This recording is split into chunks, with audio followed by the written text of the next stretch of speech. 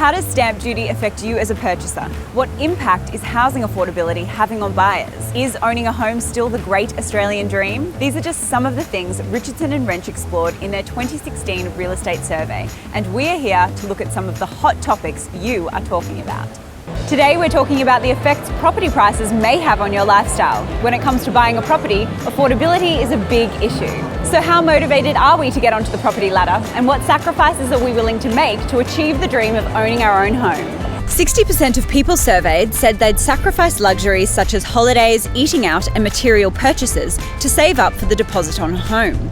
And nearly 20% of people said they'd be prepared to work more or take up a second job to get on the property ladder.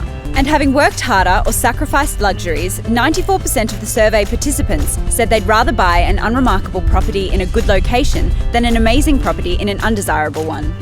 As they say, it's still all about location, location, location. So let's see if this is the consensus today.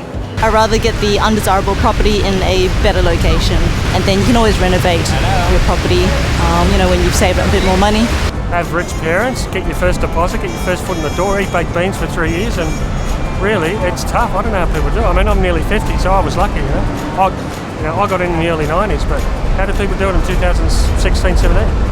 I have no idea. I'll probably budget and be a bit more thrifty sometimes, not so much eating out and looking after a budget a little bit better sometimes. Well, it seems there are some pretty interesting ways to save for the home of our dreams, and this is just the tip of the savings iceberg as property prices continue to soar. For more tips and ideas, jump on the Richardson and Wrench website and join me as I learn about rent vesting, auction versus private treaty, and am I better off renting or buying?